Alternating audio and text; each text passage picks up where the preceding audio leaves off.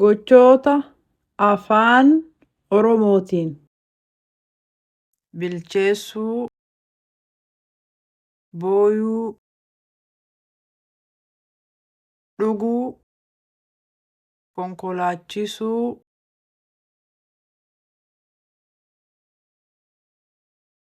nyaachuu,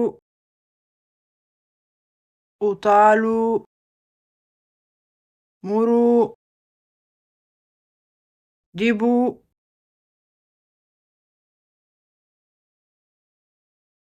fiiguu, rafuu, midhaan daakuu, bishaan daakuu, deemuu, barreessuu, qulqulleessuu, dhiqachuu, bilbiluu, dalaguu, nama dubbisuu, kitaaba dubbisuu, taa'uu, banuu, cufuu, muruu,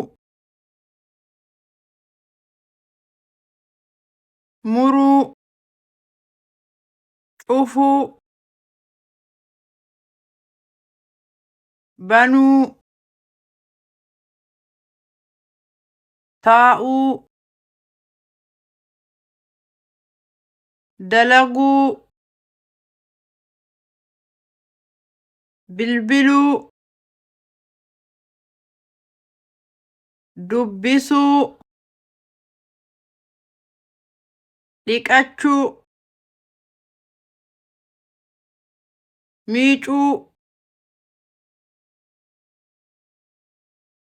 dibuu, qulqulleessuu,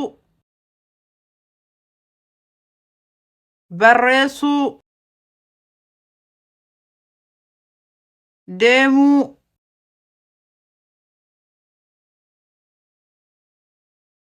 daakuu,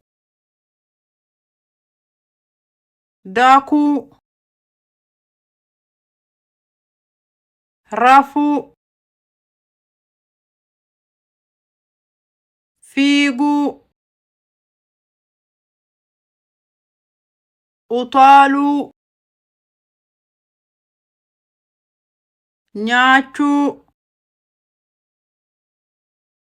konkolaachisuu, dhuguu, booyuu, bilcheessuu,